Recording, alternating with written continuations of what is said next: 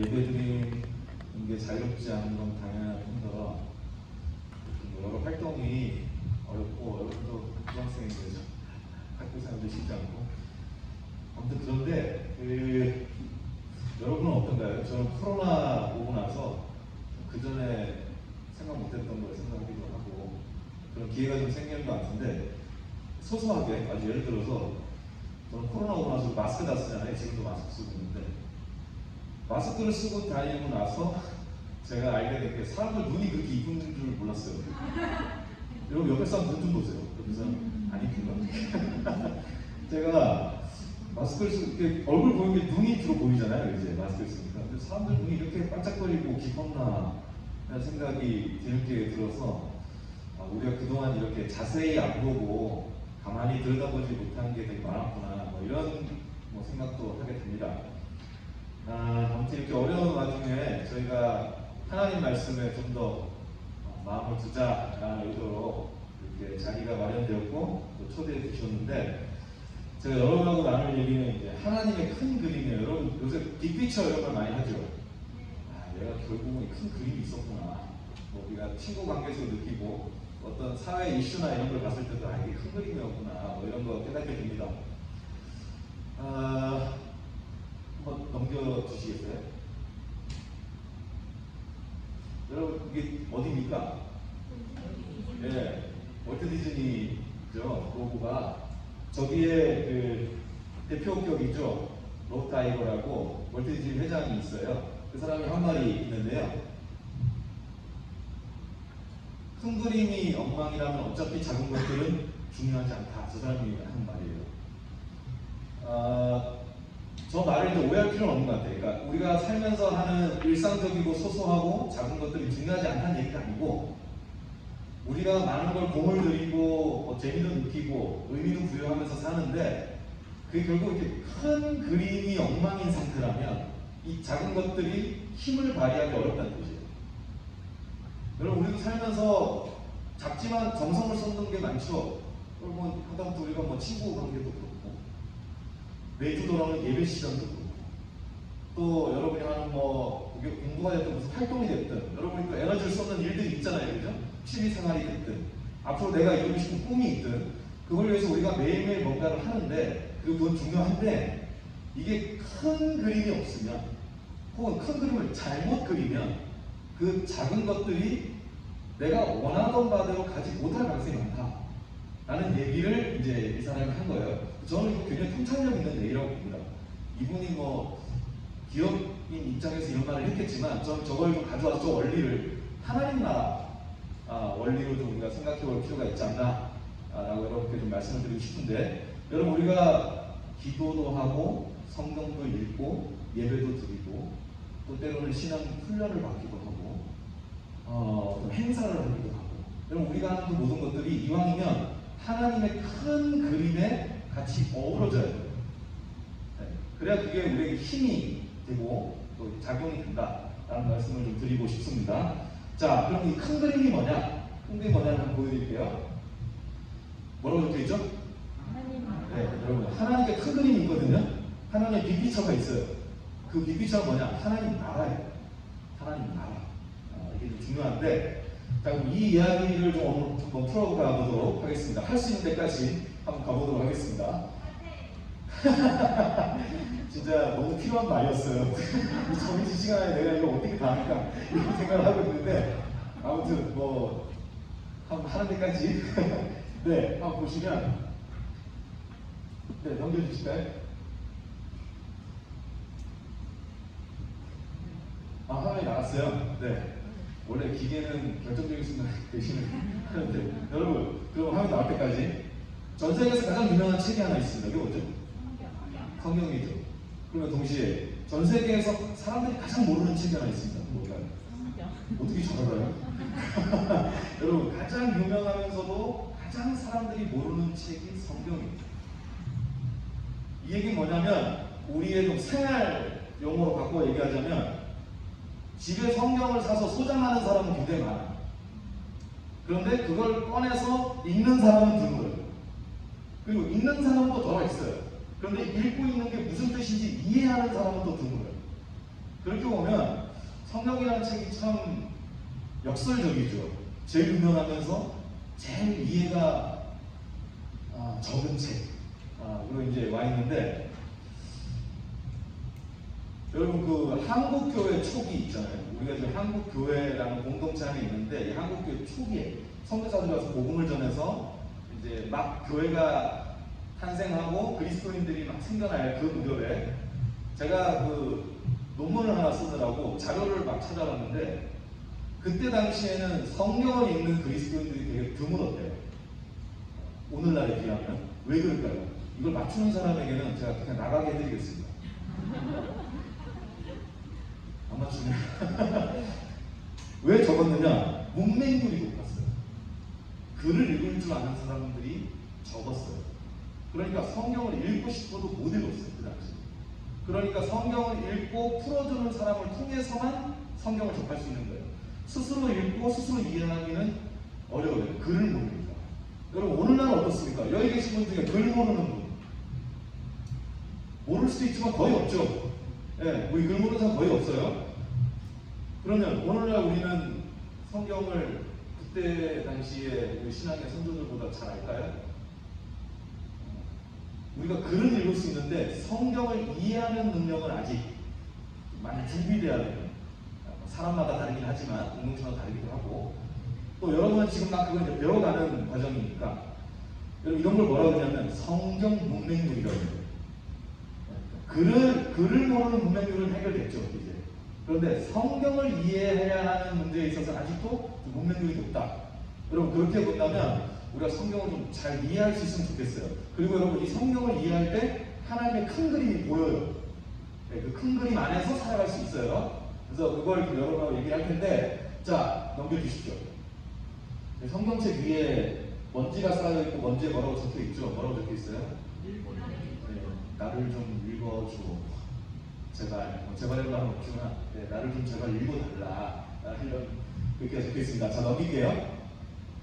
자 여러분 성경이 이해하기 쉬운 책일까요? 어려운 책일까요? 네, 어려워요. 어떤 면에서 어렵냐? 일단 성경은 한 2000년 넘게 걸려서 기록되었어요. 여러분 우리가 최근에 나와서 우리가 쓰는 용어가 그리고 우리가 생각하는 어떤 관념이 담기는 책을 읽는 것도 쉽지 않을 때가 있는데, 2000년 넘게 쓰여진 책, 어떻게 한 책이 2000년이 넘게 쓰여집니까? 어마어마한 기간이에요. 그리고 저자는 한 40명이 넘어요. 40명 가량이다 라고 얘기할 수 있고요. 여러 언어, 주 언어는 히브리어하고 헬라어인데 그 안에 아람어도 있고 해서 좀 여러 가지 언어가 같이 있어요. 그리고 장르가 다양해요. 여러분 시를 소설처럼 읽으면 됩니까? 안 됩니까? 왜 안 되죠? 그죠? 장르만의 도법이 있죠. 여러분 인간관계에서도 어때요? 웃기라고 한 말인데 얘가 다큐로 가도 되잖아요. 그러면 얘랑 말이 어떻게 대화를 해야 되냐? 이게 지금 코드를 못 읽는 거예요. 그게 여러분 그거 똑같이 성경도 우리가 잘 읽으려면 코드를 읽어야 돼요. 이게 지금 시의 언어를 쓴 건지, 뭐 이야기의 언어를 쓴 건지, 스토리의 언어를 쓴 건지, 이런 정도 서사의 언어인지 이런 거를 우리가 잘 봐야 이해할 수 있습니다. 그런 면에서 장르가 다양하고 까다로운 면이 있고요. 그리고 전체 몇 권입니까? 66권. 구약이 몇 권이죠? 어쨌든 있어요, 그죠? 네. 39권, 그리고 신약 27권. 이거 뭐 몰라도 되는 건데 권수가 일단 많아요. 그러니까 저런 여러 가지 조건을 볼 때, 이거 뭐 읽기 쉽다 어렵다 이걸 떠나서 저걸 꼭 읽어야 되나? 저렇게 어려운 책을, 까다로운 책을 읽어야 되나? 이런 생각이 들어요. 자, 그런데 넘겨주시죠. 저렇게 오랜 시간 동안 여러 저자에 의해서 여러 언어로, 여러 장르로 기록된 성경이 궁극적으로는 한 저자의 책이에요. 누굴까요? 하나님입니다. 하나님.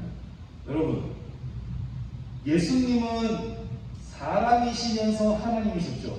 아까 우리 찬양할 때도 예수님 찬양했는데, 우리를 위해 십자가에 죽으시고 부활하신 주님 높이는 찬양했는데, 여러분 제가 한번 물어볼게요. 예수님은 몇 퍼센트 인간이고 몇 퍼센트 하나님이었습니까? 100% 인간이고 100% 인간이고 100% 인간이고 100% 하나님. 100% 인간이고 100% 하나님. 박수 한번 주세요. 여러분, 예수님이 50% 인간, 50% 하나님이 이러면 어떻게 될까? 이게 이단이에요. 이거 그냥 이단 사상이고 예수님은 100% 인간이시면서 100% 하나님이셨어요. 신비죠. 신비예요. 이게 성육신의 신비예요. 여러분 성경도 마찬가지입니다. 저건 사람이 썼어요. 그러면서 사람이 쓴 책이에요. 그런데 하나님이 쓰셨어요. 마치 예수님이 인간이면서 하나님인 것처럼 성경은 사람이 쓴 책이면서 하나님이 쓰신 책이에요. 이게 딱 드러나는 예는 아닌데 제가 굳이 설명을 하자면 저희 집에 딸이 2명 있습니다. 지금은 아직 안 왔네요. 가해마을에 있는데 그 중에 첫애가 처음에 글을 배울 때 그리고 글을 쓸 때 얘가 이제 자기가 잘 못 쓰더라고요. 그래서 어떻게 했냐면 제가 글을 쓸 때 얘 손을 제가 잡아줬어요. 그리고 제가 글을 써줬어요. 자, 이름은 이렇게, 이은 이런 식으로 써서 이렇게 쭉 써줬어요. 자, 이거 얘가 쓴 거예요, 제가 쓴 거예요? 네. 얘도 썼고 저도 썼죠. 그럼 뭔지 아시겠어요? 하나님이 사람이 성경을 쓸 때 그냥 쓰게 한 게 아니라 감동을 주세요. 성령에 사로잡히게 해서 그 성령의 감동으로 성경을 쓰게 하신 거예요. 그러니까 이거 사람이 썼지만 하나님이 쓰신 것이다. 자, 하나님은 이 안에 한 주제를 담아냈어요. 한 주제, 그게 뭘까요? 하나님 나라. 성경 66권을 관통하는 주제예요. 하나님의 빅피처, 하나님 나라. 그래서 성경은 66권이지만 몇 권이다? 한 권이다. 한 권이다. 그래서 여러분 성경을 이해하기 저렇게 앞에 나온 복잡한 조건을 알고 있는 것도 중요하지만 궁극적으로는 우리 이걸 알아요. 하나님이라는 저자가 쓰신 하나님 나라라는 주제를 담은 한 권의 책이다. 그게 여러분 손에 들려있는 성경이에요. 여러분이 스마트폰으로 보든 책으로 보든 성경은 결국 한 저자 한 주제 한 권이다 라고 여러분 이해하시면 되겠습니다. 자, 넘겨주실까요? 하나님 나라가 결국 이제 중요합니다. 여러분 이게 하나님 나라는 오늘 좀 현대적인 표현이고 저게 원래 성경의 언어로 빌리면 하나님 왕국이에요. 왕국. 오늘날 왜 왕국이 없지 않습니까? 그죠? 그래서 하나님 나라라고 표현하는데 저게 원어로 보면 왕국, 하나님이 왕이신 나라, 그 왕국을 이야기하는 거예요. 자, 그래서 저기 위에 보면 왕관이 그려져 있잖아요. 하나님 왕국이 중요한데, 자, 하나님 나라라고 할 때 이거 어떻게 이해해야 될까? 제가 여러분한테 딱 세 가지만 드릴게요. 여러분 이거 꼭 기억해 주세요. 자, 넘겨주세요. 첫 번째 뭡니까? 하나님의 처소. 두 번째, 하나님의 통치. 세 번째, 백성. 여러분 저 세 가지가 있으면 하나님 나라예요. 하나님의 처소는 뭐냐면 하나님이 주신 터전, 땅, 어떤 사는 곳, 활동하는 곳, 그곳이 있고요. 하나님이 허락하신 곳이 있는 거예요. 그리고 거기에 하나님의 다스림이 있네. 저건 하나님 자기 백성에게 복을 주시는 행동이에요. 자, 하나님 다스림이 있고 그 하나님 주신 처소에서 하나님의 다스림을 받으면서 살아가는 백성이 있는 거예요. 저 세 가지가 성립이 되면 하나님 나라입니다. 넘겨주실래요? 자, 저거 한번 같이 읽을게요. 시작. 하나님의 처소에서 하나님의 통치를 누리는 백성이다. 여러분 저 세 가지만 이해하면 여러분이 하나님 나라라는 관점을 가질 수 있어요. 그리고 성경을 읽을 때 지금 이 얘기를 하는 거구나. 하나님의 백성에 관한 얘기를 하고 있구나. 이건 하나님의 처소에 관한 얘기구나. 하나님의 다스림에 관한 얘기구나 라는 큰 틀을 여러분이 잡아낼 수 있고 그러면 이제 그림이 그려진다 라는 말씀 드릴게요. 여러분 하나님의 처소에서 하나님의 통치를 이루는 백성으로 사는 건 되게 중요합니다. 일상에서 되게 중요해요. 저게 결국 무슨 뜻이냐면 여러분 어디에서 누구를 만나 무엇을 하든 여러분이 무엇을 하든 내 주인이 누군가 라는 걸 기억하게 됩니다. 여러분 주인이 누굽니까? 하나님이 내 주인이시다. 내 왕이시다. 여러분 왕이라는 건 그런 뜻이에요. 나를 소유하는 분. 나에게 내 인생의 소유권을 가지신 분. 그리고 주도권을 가지신 분은 하나님이시다. 라는 걸 인정하는 건데 예전에 목사님이 그 교회에서 이제 목회 사역을 할 때 청년이 한 명 있었는데 형제 청년이었는데 그 청년이 뭘 하는 친구냐면 이제 그 뭐라 그러죠? 힙합이라고 그러나요? 네, 그런 래퍼였어요. 근데 여러분 음악을 하는 사람들 중에 성공해서 넉넉한 조건에서 음악하는 사람들은 사실 전체로 봤을 때 소수입니다. 네, 대부분의 사람은 상당히 어려운 생활 속에서도 자기가 하려는 음악을 계속 해나가요. 그 친구도 그런 친구였어요. 주중에 뭐 다른 일을 하면서 계속 곡을 만들고 공연을 하고 기회가 오면 또 무대에 서고 이런 친구였거든요. 이 친구가 이제 무대 공연 기회를 자주 못 가졌던 것 같아요. 그러다 어느 날 공연에 한번 서게 됐죠. 홍대 쪽에서. 공연 무대를 서는데 너무 떨리더라고요. 왜냐면 이게 익숙치가 않잖아요. 네, 많은 사람들 앞에 서는 게 익숙치가 않으니까 너무 떨리는 거예요. 그리고는 이제 올라갔는데 그 떨리는 마음에 자기가 가지고 있는 기량을 지금 120% 발휘해도 모자랄 순간인데 이게 톡톡 걸린다는 거예요. 자기 안에서. 그때 그 전주에 했던 설교가 생각이 났대요. 그 전주 설교 제목이 뭐였냐면 당신의 주인은 누구입니까? 그리고 그때 설교자가 누구였냐면 누굴까요? 네, 저였어요. 제가 설교를 했는데 여러분 어디에서 무엇을 하든 오늘 여러분한테 한 말하고 똑같이 했어요. 여러분의 주인이 누군지를 확인하십시오. 결국 그것이 가장 중요합니다. 라는 얘기를 했어요. 근데 얘가 무대에 올라와 있는 너의 주인은 누구니까 왜안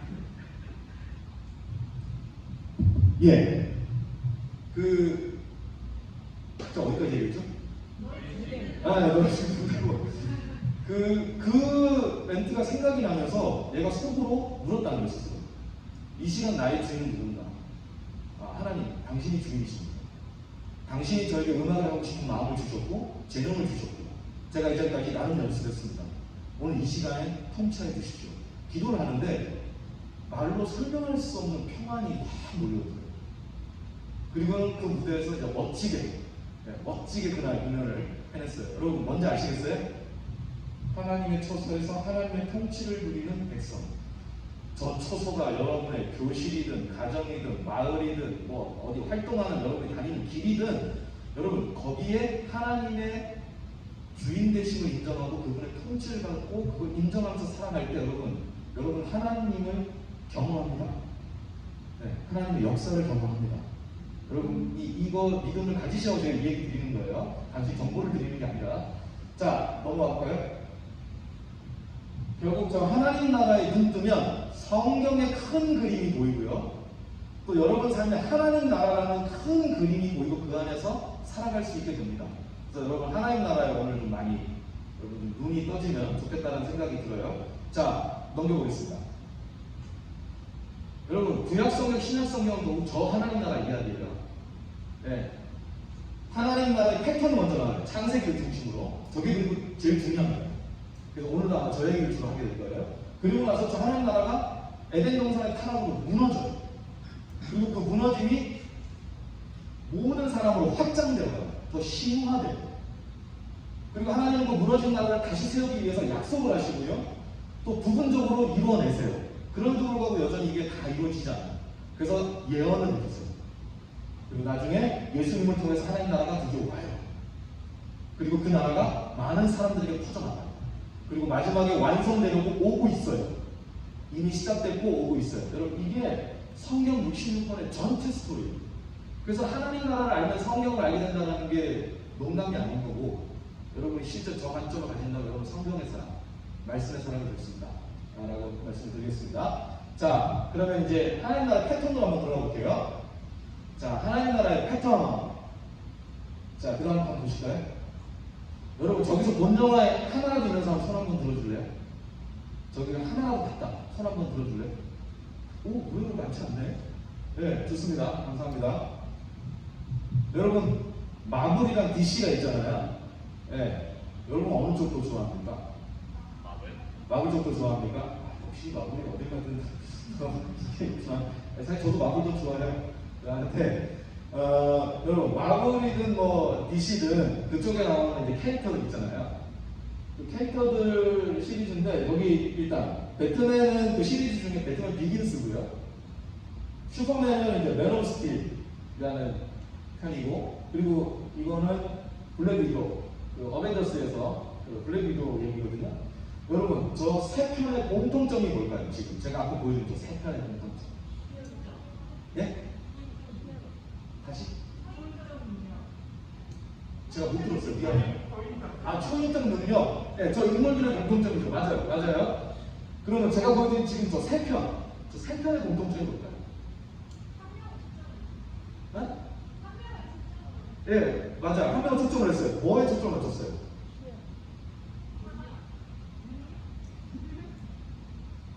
오리지널 스토리.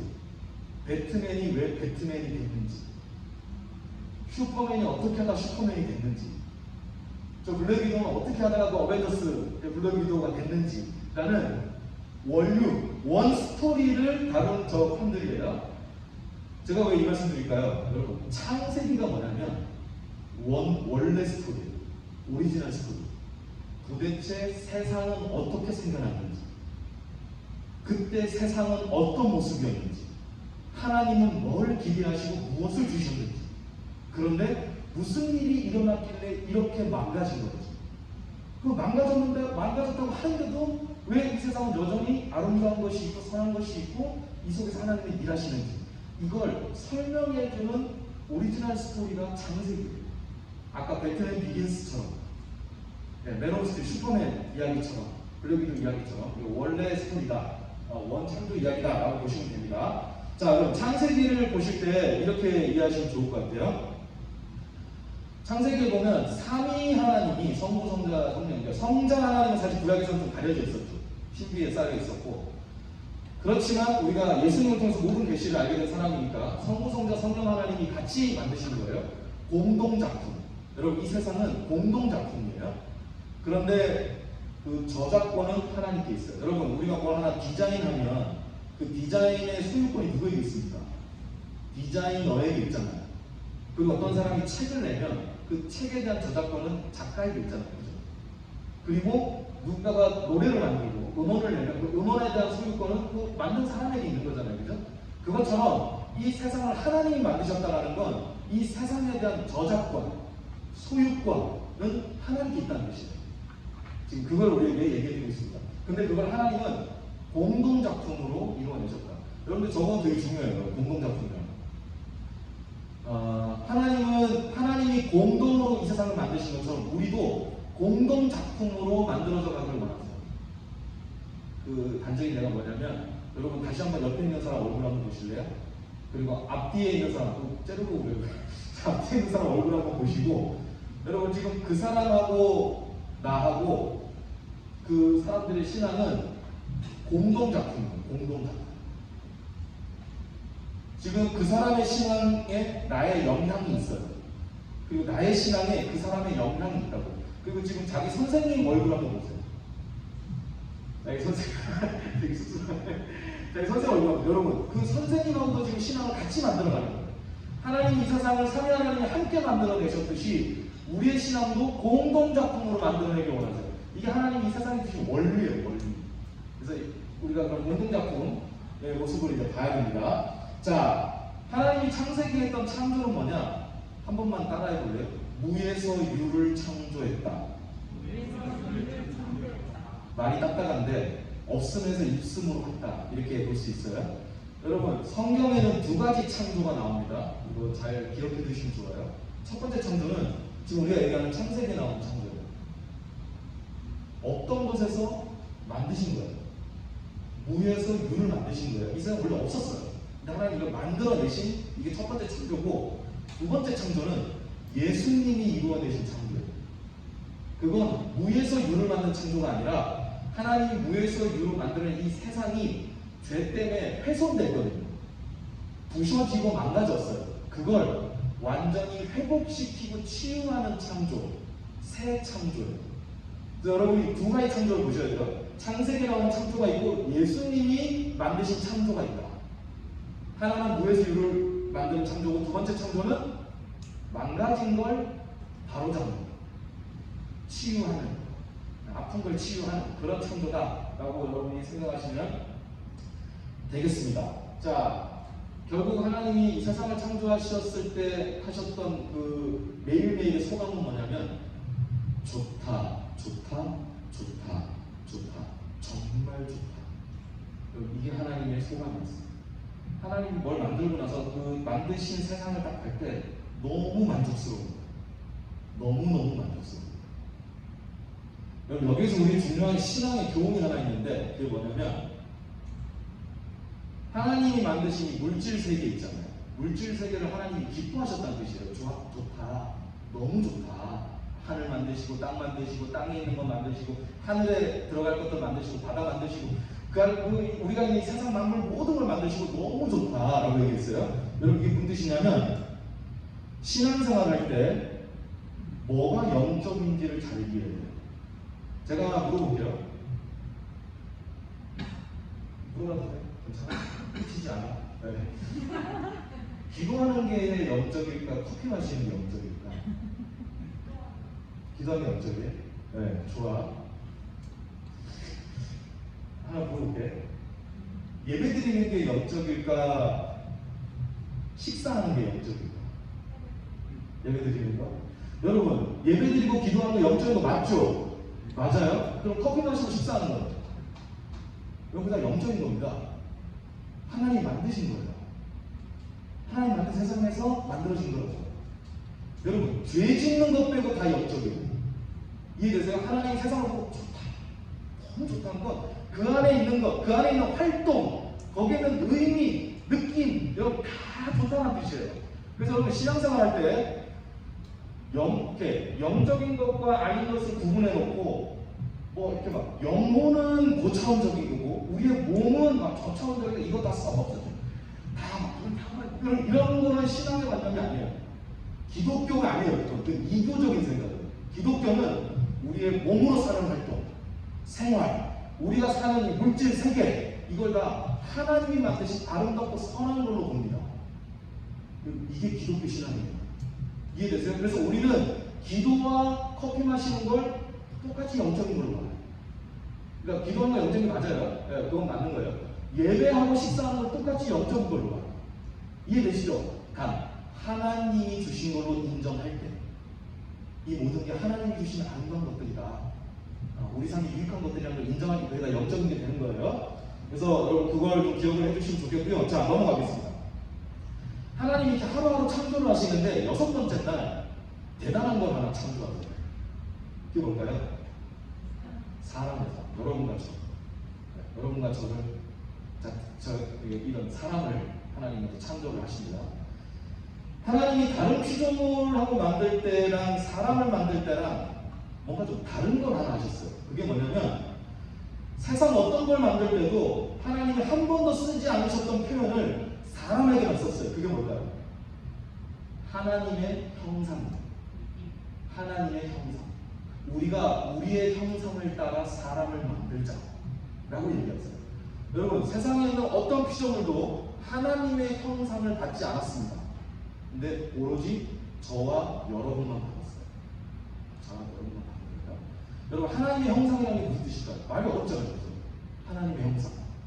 제가 지금 딸이 2명이라고 그랬잖아요. 첫째 딸이 처음 이제 태어났다 그래가지고 지금 바깥에 저희 안에는 아이 나오러 들어가고 전 밖에서 기다리고 있었어요.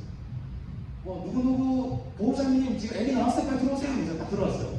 애를 딱 봤는데 좀 제가 보이는 줄 알았어요. 딸인데 저랑 똑같은 애가 누워 있는 거예요. 여러분 이거 뭐라고 닮았다고 하잖아요. 그죠?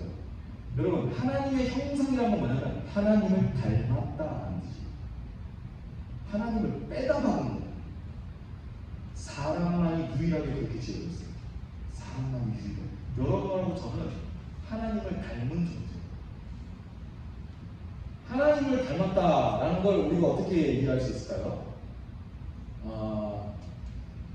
여러 가지 생각할 수 있는데 하나님이 아담과 하와를 하나님의 형상으로 만드신 다음에 뭘 맡기냐면 여기 있는 거 다 다스려라 이렇게 맡겨요. 다 관리하고 다스려라. 여러분 원래 세상을 다스리는 분은 누굽니까? 하나님이잖아요. 근데 그 다스림을 누구한테 맡겼어요? 사람한테 맡긴 거니까 하나님이 하시려는 일을 사람이 하는 거예요. 대신. 여러분 이게 대단한 겁니다. 근데 하나님이 능력이 부족해서 이렇게 하실까요? 사람하고 일하는 능력이 부족해요. 여러분 그러지 않을걸요. 왜냐하면 제가 마트에 갈 때 이제 애들이 같이 갈 때가 있어요. 가가지고 마트에서 물건 사고 이렇게 나오면 나 봉지를 들고 나오잖아요. 물건 산 걸. 그러면 저희 딸 중에 한 명이 꼭 같이 들자고. 자기 같이 들어주겠다고. 날 도와주겠다고. 여기 저한테 도움 될까 안 될까요? 그건 하나도 안 돼요. 더 힘들어요. 막 키도 맞춰가지고 천천히 걸어야 되고. 근데 여러분 제가 하게 해줘요. 왜 그럴까요? 이렇게 인간이 되죠. 저 배워야 되잖아요. 그죠? 경험해봐야 되고. 그러니까 제가 일부러 제 속도를 늦추고 힘을 더 들어가면서 이걸 맞춰줘요. 여러분 하나님이 사람을 맡기신 게 그런 거예요. 하나님이 충분히 하실 수 있어요. 하나님은 능력자 필요 없어요. 왜냐하면 하나님이 능력이시기 때문에. 그런데 하나님이 아담과 하와에 그걸 맡기면서 하나님 원하셨던 모습으로 계속 이렇게 쭉쭉 뻗어나가는 걸 보고 싶으신 거예요. 그래서 그 능력도 주시고 역할도 주신 거예요. 여러분 그 일을 하려면 아담과 하와는 한 가지를 잘해야 돼요. 하나님하고 친해야 돼요. 네, 하나님하고 여러분 그래서 하나님의 형상을 잘 키워내시려면 하나님하고 친해야 돼요. 왜냐하면 여러분 아담과 하와, 아담이 특별히 하나님께 이제 너 이거 다 한번 관리해봐라 라고 맡겼을 때 그때 했던 중요한 일 중에 하나가 뭐냐면 이름을 지어주잖아요.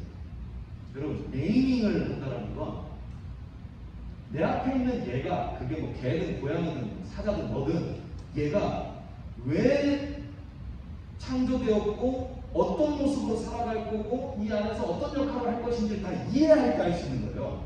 네이밍을 한다는 건 그거는 아담이 하나님의 마음을 아주 잘 알고 있었다는 뜻이에요. 하나님이 얘를 만들 때 이런 마음이셨어요. 그리고 이런 걸 기대하셨어요. 그러니까 이런 이름 지어줘야지. 여러분 이건 아담이 하나님하고 굉장히 친했다는 뜻이에요. 항상 대화 나누고 하나님 어떤 마음이셨어요? 무슨 계획을 갖고 계셨어요? 하나님께 얘기해주고 듣고 이렇게 친밀한 관계를 맺으면서 하나님 하시려는 일을 대신하는 건 사람밖에 없습니다. 네, 사람밖에 없어요. 그런데 그 하나님이 다스려라 관리해라 라고 하는 그 말을 만약에 우리가 다르게 오해하면 어떨까요? 다르게 오해하면 여러분 잘 관리하라고 맡겨놨더니 그걸 엉망진창으로 만들면 되겠습니까? 제가 만약에 제가 휴가를 간다 쳐요. 가는데 미안해. 네. 다 나랑 누구만 막 저기 친구한테 우리 집 일주일만 좀 맡아달라고. 좀 이상하다 요즘. 우리 집 일주일만 맡아달라고. 내가 좀 집을 떠났다 와야 되니까 좀 잘 바꿔줘. 해서 딱 일주일 맡겨놨더니 원래 그럴 친구가 아닌데 거기에 막 부르고 막 이래가지고 막 밤새 오지만 언어로 만드는 거예요.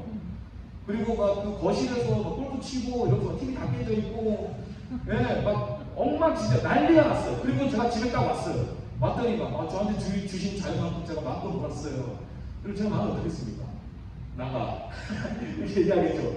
여러분 관리해라, 돌봐라, 다스려라라는 얘기는 멋대로 하라는 뜻이 아니에요. 하나님이 원래 의도하셨던 대로 한번 잘 갖고 가라, 잘 지켜내봐라, 그리고 더 아름답게 만들어봐라 라는 걸 맡긴 거예요. 여러분 오늘날 우리가 그렇게 지금 잘 살고 있을까요? 전체적으로 보면 코로나가 왜 왔습니까? 코로나에는 많은 의미가 있죠. 많은 의미가 있겠죠. 근데 여러분 이 창조라는 관점으로 보면 우리가 지구를 제대로 돌보지 않는 거예요. 우리가 하나님이 주신 이 지구를 너무너무 혹사시킨 거예요. 그래서 지금 자연의 역습을 받았죠. 자연의 역습을 받았어요. 그래서 여러분 주위에 누가 뭐 지구가 병들었다, 기후가 문제다, 우리가 이걸 위해서 뭔가를 해야 된다, 뭐 플라스틱 쓰지 말고 뭐 이렇게 하는 이런 걸 외치는 기독교인이 있을 수도 있고, 혹은 그냥 그런 일을 하는 단체의 사람들이 있을 수 있어요. 여러분 그리스도인은 그런 말 들을 때, 누가 했든 그런 말 들을 때 아유 배부른 소리 하고 앉아있네, 살기 바빠 죽겠는데, 여러분 이렇게 하면 안 돼요. 아 맞아, 하나님 만든 세상인데 우리가 너무 병들게 만들었어.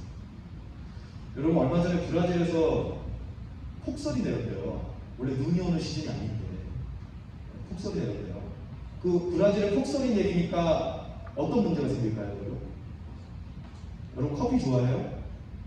뭐 좋아하는 사람도 있고 안 좋아하는 사람도 있을 텐데, 여러분 브라질에 폭설이 내면 커피값이 뛰어요. 커피가 잘 올라가요. 그럼 사람들은 관심이 어디로 갈까요? 아 커피값 올랐대, 이렇게 올라가요. 이렇게 관심이 가요. 근데 진짜 문제의 원인은 뭐죠? 이상기후예요. 이상기후. 지금 전 세계 곳곳에 이상기후가 있죠. 여러분 이건 적신호예요. 지구를 더 이상 이런 식으로 혹사시키면 안 된다. 나는 하나님의 사인이야. 하나님의 사인. 우린 창조자를 믿기 때문에. 그래서 여러분 우리가 이런 관점과 창세기에서 배우는 겁니다. 이해되세요? 네, 이걸 잘 기억을 하세요. 자, 저 밑에 보면 이렇게 나와있죠. 남자와 여자, 피부색, 늙은과 젊음, 지위와 빈부, 장애인과 비장애인 구분 없이 모두 하나님의 형상이다 라고 나옵니다. 여러분, 제가 아침에 집에서 이제 차를 타고 여기까지 왔거든요. 그 큰 교차로 사거리에서 신호대기를 하고 있다가 이제 좌회전을 받아서 가려고요. 쭉 가는데 좌회전 차선이 두 개였어요. 이렇게 가는데 교차로 중간을 지나가는데 옆에 있던 차선이 이쪽으로 확 들어왔어요. 차선을 교차로에서 넘어가면 안 되거든요. 위험해서 확 들어왔어요. 딱 들어서 위험한 순간에 확 비켜서 겨우 갔거든요.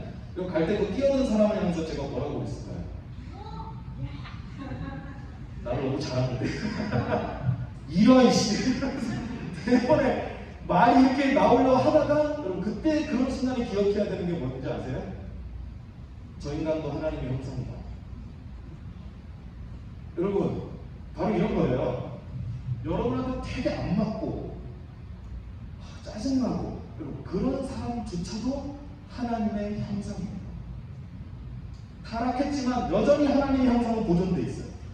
그 사람이 자녀를 가지고 있든 자녀가 없든 나이가 젊든 늙었든 사회 지위가 높든 낮든 부자든 가난하든 상관없어요. 하나님이 만든 사람은 모두 하나님의 형상입니다.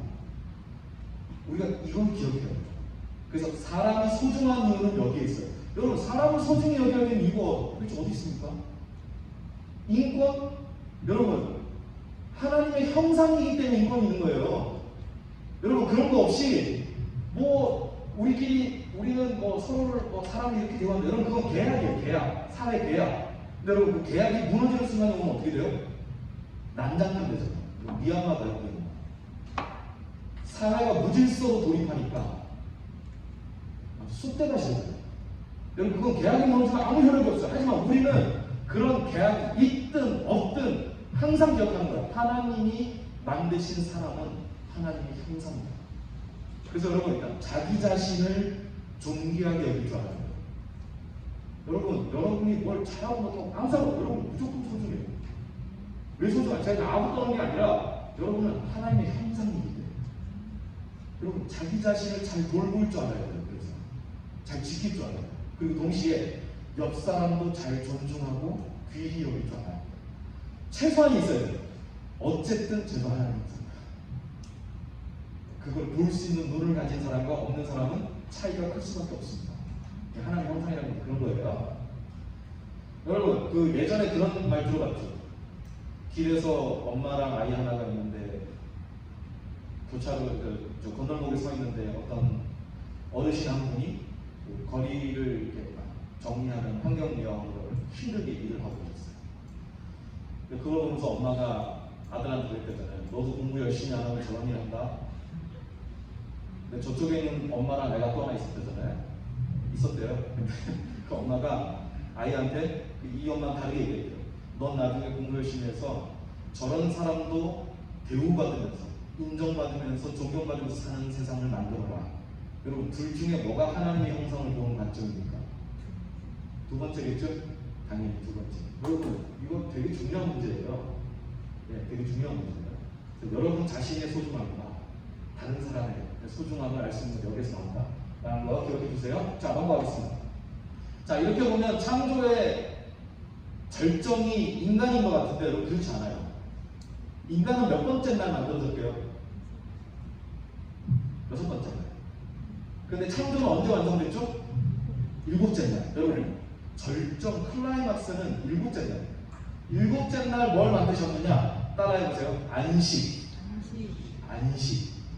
여러분 안식이 창조의 절정이에요. 인간이 창조의 꽃은 맞아요. 하나님의 형상을 뒀기 때문에 진짜 중요한 존재인데 그보다 더 중요한 게 있어요. 창조의 진짜 클라이막스는 안식이다. 안식. 여러분 창세기 2장을 보면 이제 7째 날 안식했다 라고 나옵니다. 그리고 나서 앞에 첫째 날부터 6째 날에 계속 반복했던 표현이 안 나와요. 뭐냐면 저녁이 되고 아침이 되니 몇 번째 날이더라. 이 말이 7번째 날에 안 나와요. 그럼 무슨 뜻이냐면 7째 날 찾아온 안식이 계속 쭉 간다는 뜻이에요. 쭉. 원래 세상이 저런 안식 상태에 있어야 됐어요. 여러분 안식을 뭐라고 얘기해요? 안식이 뭐예요? 쉰다 이렇게 생각하잖아요. 그럼 뭐 우리가 막 열심히 활동하다가 뭐 잠깐 평화가 좀 쉬자. 그러니까 안식. 그러니까 뭐 일주일에 하루, 주일날 우리 교회 가서 예배드리고 그러면서 좀 쉬자. 여러분 이런 걸 우리가 안식으로 생각하죠. 근데 성경이 말하는 안식은 원래 그런 게 아니에요. 그거는 쉼표 성격이고 성경이 말하는 안식은 충만, 온전한, 올바름 이게 안식이에요. 그걸 나타내는 단어가 뭐냐? 샬롬이에요.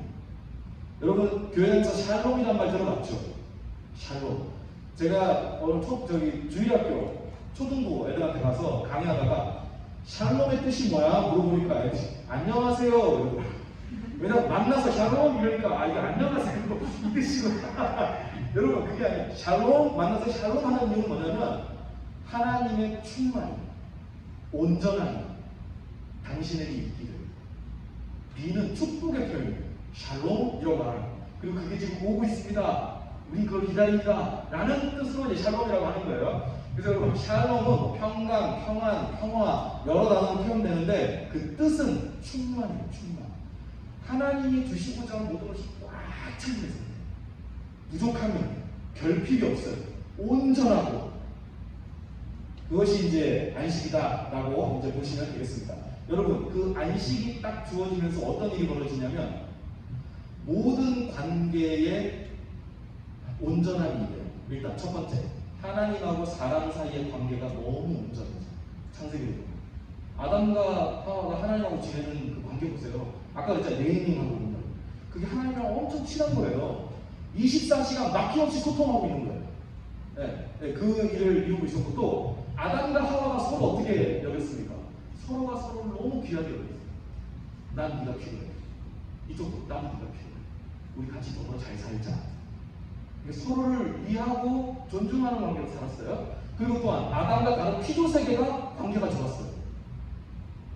긴장을 안 하잖아요. 위험하지 않아요. 누가 누구를 해칠까 이런 거 긴장하지 않고 살아요. 여러분 그런 온전한 관계가 있었다. 그게 바로 샬롬입니다. 샬롬. 여러분 창세기가 저걸 왜 보여줄까요? 너희가 원래 살아야 할 상태는 저거였다고 얘기해줍니다. 원래 저거였다고. 아까 배트맨, 슈퍼맨 오리지널 스토리 들려준 것처럼 원래는 이랬어. 원래는 이랬다. 그리고 이게 진짜 우리가 바라는 거예요. 그리고 그게 지금 오고 있어. 예수님 다시 오시는 날 그게 완전히 이루어질 거야. 라고 지금 얘기해주고 있는 거예요. 그 메시지를 여러분이 들으셔야 됩니다. 자, 넘어가겠습니다. 자, 여러분, 예수님이 이건 제가 간단히 설명 넘어가야 될 것 같아요. 이 얘기를 하셨는데 저기 위에 마태복음 11장 28절 같이 한번 읽을까요? 시작.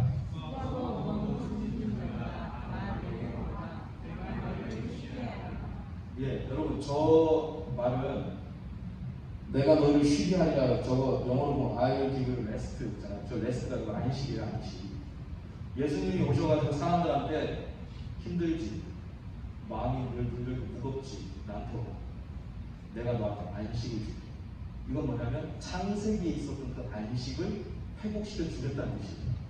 내가 너한테 그 샬롬을 주겠다. 충만함, 온전함, 그걸 너에게 주겠다. 그러니까 이게 단순히 여기 앉아서 좀 목 좀 축이고 좀 쉬어, 힘내고 다시 가, 이런 게 아니에요. 네, 저거는 창세기 때 있었지만 무너졌잖아요. 타락으로. 그걸 내가 다시 복구해서 너에게 줄게.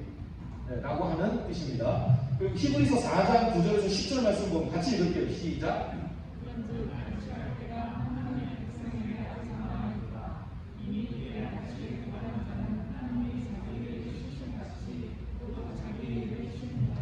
예, 저기에 보면 이제 그의 안식에 들어간 자는 하나님이 자기 일을 쉬신같이 그도 자기 일을 쉬느니라 이렇게 나오잖아요. 여러분 저런 거 보면 우리가 어떤 생각하냐면 천국 가면 이제 우리도 쉰다. 그래서 여러분 제가 예전에 그 청년 때 교회에서 섬기는 게 너무 많아가지고 버거워서 담당 사역자분한테 가가지고 저 사역이 지금 5개 되는데 교회에서 맡은 게 그중에 한 2개만 놓고 한 3개만 하면 안 될까요? 그랬더니 목사님 웃으시면서 천국 가면 쉬니까 여기서 열심히 해. 여러분 그게 농담이었어요. 반 농담이었어요. 근데 여러분 제 그 말이 맞아요? 저게 그런 뜻입니까? 아니에요, 여러분. 저거는 뭐 여기서 열심히 하다가 우리가 처음 갈 시간대 여기서 죽도록 살아 이런 거 아니에요. 저기서 쉰다라는 건 아까 창세기에서 말한 샬롬, 안식. 하나님의 이 완전한 안식을 소유하게 된다. 라는 얘기를 정자한테 해주고 있는 거예요. 자, 여러분 여기서 이제 넘어가 보겠습니다. 요거는 한번 시작을 하고 마무리하면 좋을 것 같은데, 근데 여러분 이게 다 무너져. 무너지는 것까지만 얘기해주고 끝낼게요. 네, 이게 다 무너져. 한번 넘겨주실래요? 여러분 에덴 동산에서 결국 사건이 터지거든요. 그 샬롬이 조그만한 상태였는데 아담과 하와가 사탄의 유혹에 넘어가서 결국 일을 저지릅니다. 그리고 그것으로부터 모든 것이 어그러지기 시작해요. 그게 이제 무너지는 사건인데, 여러분 그 사건을 보고 있으면 우리가 참 이렇게 이해하기 어려운 부분들이 많아요. 일단 뱀이 말을 해줘. 그래서 이게 뱀이라는 거야, 사탄이라는 거야. 그래서 이런 여러 가지 우리가 이해하기 어려운 이런 것들이 있거든요. 그런데 그걸 이해하기 어려울지는 모르지만 그 안에 담긴 메시지를 잘 헤아리면 모든 게 이해되기 시작해요. 그 이유의 모든 게 뭘까요? 여러분 제가 아까 말씀드렸죠. 우리가 사는 세상은 참 아름다운 면이 있습니다. 그런데 한편으로 엄청 추한 면이 있어요. 아름답지만 추해요. 여러분 우리가 살아가는 것, 여러분이 사는 하루 기대할 만합니다. 여러분이 살아갈 미래 되게 의미 있을 거예요. 그런데 다른 한편으로 되게 공허할 수 있어요. 힘겨울 수 있고, 이 두 가지가 다 있는 거예요. 여러분 우리가 이런 걸 왜 경험하게 될까? 그리고 사람은 왜 늙고 병들까요? 여러분 이런 것을 이 에덴 동산 사건이 다 설명해줘요. 왜 그러냐면 이런 거야. 근데 예수님이 이걸 지금 바로 잡으셨어. 그리고 그 일을 너와 함께 하려고 하셔. 이게 지금 성경이 주는 메시지거든요. 그래서 여러분과 함께 다음 주에는 이 무너지는 이야기, 그리고 무너진 걸 다시 바로 잡으시는 하나님의 은혜의 이야기를 좀 함께 나누어 보도록 하겠습니다. 예, 제가 기도하고, 일단 기도하겠습니다. 네. 하나님, 오늘 귀한 고등부 친구들과 함께 원래의 이야기를 나눴습니다. 하나님이 세상을 어떤 마음으로, 어떤 뜻을 가지고, 어떤 계획으로 만드셨는지 살펴보았습니다. 하나님 만드신 이 세상이 우리 고등부 친구들이 살아가는 하나님의 처소되게 하여 주시옵소서.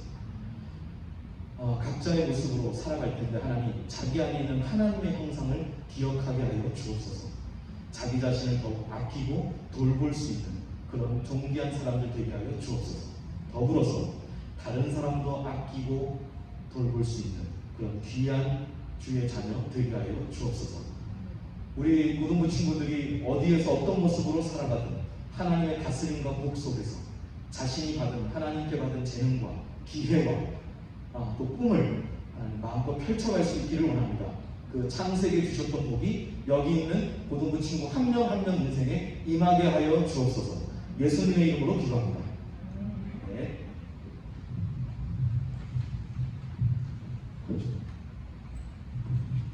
네, 감사합니다. 우리 먼저 귀한 이름 하나님께 올려드리고 우리 목사님 나오셔서 축도를